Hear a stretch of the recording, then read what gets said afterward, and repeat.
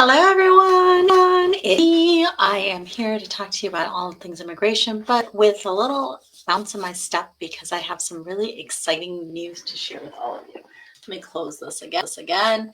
Make sure we are here without distractions, and you don't have any issues listening or seeing. So give me a give me a little wave or whatever, so that I know that you are able to join in. And if you have questions, as always, I am happy to answer them. The reason why we do this is because I know that there's so much fear and confusion and distress right now. And I'm trying to create an environment where you can feel comfortable asking your questions. But remember that I cannot answer very specific, and this is not a consult and it's not professional legal advice. I have to be able to review your case. I can kind of point you in the direction and give you some very general, but the rest is up to you to make that second step and actually ask for a consultation or an evaluation with us. Okay, so let's talk a little bit about what we do and how we can help you during this whole process. So hola y bienvenido. Yo soy otra vez. Estamos aquí para hablar sobre temas de educación, pero también tenemos, estoy muy emocionado para usted hoy porque tenemos unas noticias, buenas noticias, increíbles noticias para ustedes. Recibimos no 1, 2, 3, 4, 5 aprobaciones de la visa T y también la excepción de 245. So, hablamos de eso ahorita. Si usted piensa que usted tiene un caso de la visa T, por ejemplo, por favor, no espera. Ahorita nosotros aprobaciones, no le importa que cuál es el administración. Cada día nosotros recibimos aprobaciones. Esas aprobaciones son increíbles porque debajo de la visa T usted podría recibir su permiso de trabajo, como el llamado agredido, que es protección de deportación, que es tan importante ahorita. Y también usted puede aplicar para su residencia. So, hay muchas opciones de eso ahorita. Sí, yo soy una abogada. Yo tengo una pregunta que, yes, I'm an attorney. I am an attorney in immigration. I'm an immigration lawyer. I've been practicing for I think I calculated like 23, 24 years. And I am based in Chicago, but I handle clients all over the country and really all over the world because immigration is federal and able to help all of you, regardless of where you are. To be honest, most of my consults now are by video and by phone, although we take in person as well. So, Mohan, hello. Can someone eligible for a T visa let's see.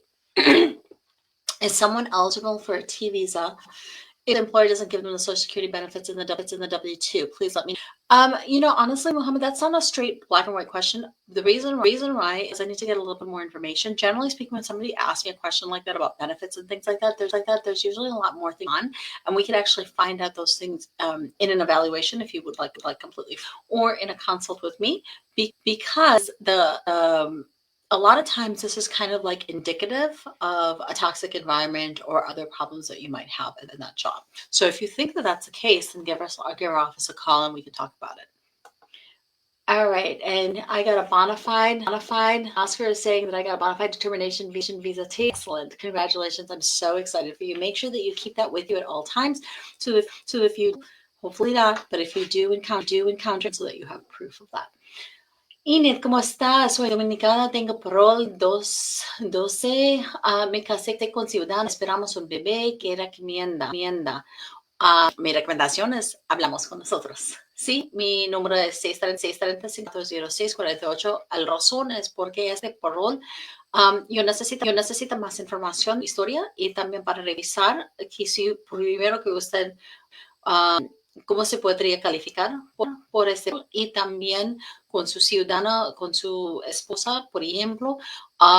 Nosotros tenemos otras opciones también para conseguir sus papeles. So, hablamos con nosotros. Nuestro número es 630-504-0648. Where's my office? I have a physical office in Chicago, but I also, like I said, work all over the country. And so my office is everywhere. No, I take calls and Zoom calls all over the place, but we do have us in Chicago as well. So if you'd like to come and visit us, feel free to do so. Hello, Jelly. How are you? Hola. Oh, another person is talking about a T visa approval. I am so clear about these T visa approvals. I can't tell you. These cases are so tremendously phenomenal and so amazing, and so many people don't know about them. And they don't even understand what they are. And so I'm going to give you like a little bit of an overview of a T visa if you haven't been following my page, because if you have been following my page, you probably heard about this ad nauseum. But a T visa is for people who have suffered any sort of mistreatment or abuse, or in the form of exploitation or coercion, or have been forced to do something beyond their control. That could either be labor, or it could go into other relationships as well. But there are so many different manifestations of a T visa, and every single case is completely different. It's one of the reasons we love doing them. I also just really I believe in the advocacy of people that have been disenfranchised or advised in some particular way. I believe in giving a voice to people who have been told all their lives to stay silent. I also believe in reporting abuse and mistreatment and labor violations, as well as other gross, behaviors. I think that it's tremendously important that we rise up, be able to give that voice. And the fact that we have a law that's available under immigration options that's available, so that you can not only do that, but then you can also get your work permit and a green card, and you can get protection from deportation. I can't think of anything better. Honestly, it's like, I can't think of something better. If we could completely eradicate trafficking, that would be fantastic. But realistically speaking, at least in the meantime, what we can do is we can one person at a time and change that person's life. I don't know if you story, and I'm going to tell it maybe, but there's a story of like a boy and a dad, and they're walking on the beach. They see all these starfish strewn on the beach, and the boy is distraught. Obviously, the starfish need water in order to survive. And so he looks up at his dad, and he looks down, and he starts picking up the starfish, and he throws one starfish back. And then he goes and he picks up another starfish, and he throws that starfish into the ocean. And the dad went for a while, and then he says, "Son, I don't know what you're doing. This isn't going to make that much difference. There's like thousands of starfish here. You can't be here all, forever, and you're not going to save them all. So what's the point?" And the son looks at him and goes, "Well, it makes a difference to this one." And he puts all the other starfish in the water. And that's kind of what I feel just generally in immigration, but also particularly with trafficking. It's such a global problem. It's such a massive encompassing issue that we have. It pervades every aspect of our society. There is not a single aspect of our community that has not been affected or has been victimized by trafficking in some way. These are your neighbors, these are your friends, these are your family members, many people who don't even recognize that they are being trafficked, and yet it's happening right in front of our faces, and people don't realize it. It might be your waiters. It might be the person who's helping you with your salon. It might be the person who's helping landscaping. It might be the person who's cleaning your office and your apartments. It might be you. You are working tremendously hard, and you are constantly working in a job that doesn't appreciate you and is really, really taking a toll on you. And it goes through every demographic. It's not exclusive to one particular area of the world or one particular race. Hi, Lux. How are you? I am great. Thank you for asking. So what I think is tremendously important for you to understand, and the reason why I tell you the starfish story is because sometimes the problem seems so insular, and you don't think that there's any solution, especially when you start hearing all this negative noise that is coming from our administration currently and our news in general. You might just be like, okay, you know what? What's the point? And I want you to be like that little boy and be like, no, I could change my life, one life. I could share this video with somebody. That person can watch that video, and that could be the beginning a whole new life for them. Yesterday, I was talking to a friend who I have known since we were like kids. And for the first time, she told me that she a survivor of domestic abuse. And I did not know that. And I thanked her first for sharing that with me. But then I thought to myself, and I know this already, I thought to myself, like, how many people are there who are just struggling in this way and they're not feeling comfortable and open enough to like share these experiences. And in her case, she didn't need immigration help. That wasn't the point of that conversation. But for so many people and so many of you, you're just looking for a way to be able to fix your situation. And you have real unbelievable pain and trauma. And I refuse to subscribe to this theory that people are having right now where everybody's just illegal, god forbid. I hate that word. Or that you don't deserve the papers and they don't deserve anything. I strongly vociferously disagree with that, because I think every single person deserves the right to live freely and confidently and without duress.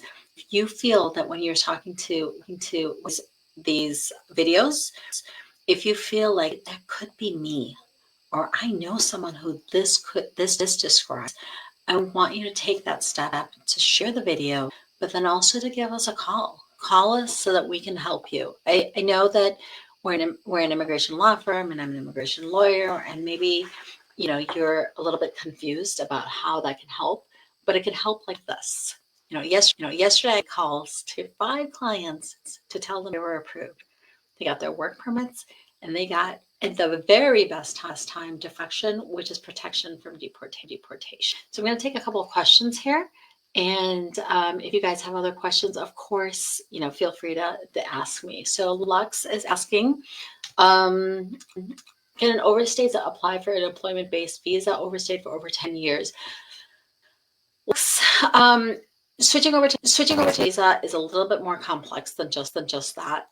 It is going to make it very, very difficult for you to do so. However, there are solutions, and usually what I see 9 times out of 10 with people who have student visas is many times they actually qualify for other visas as well that don't have anything to do with employment or with their education in particular, but just based on their circumstances. So I have a few of those. If you're not completely sure about giving our office, then I would ask you to first look at those, but then also call our office. Like I said, the is completely free. So 630-40648, and we will help you with that. Let's see what else we have. How do we book consultation? Just give our office a call. 630-504-0006-30-3504-0648 para ustedes. Okay, se quiere algo. Brian, are there cases with no solutions? Sometimes. However, as I have been telling you guys, I like to find solutions. So I will always try to find whatever solution I can. Sometimes I will, I'm very, very honest in these consultations. I think it's tremendously important for us to be like that.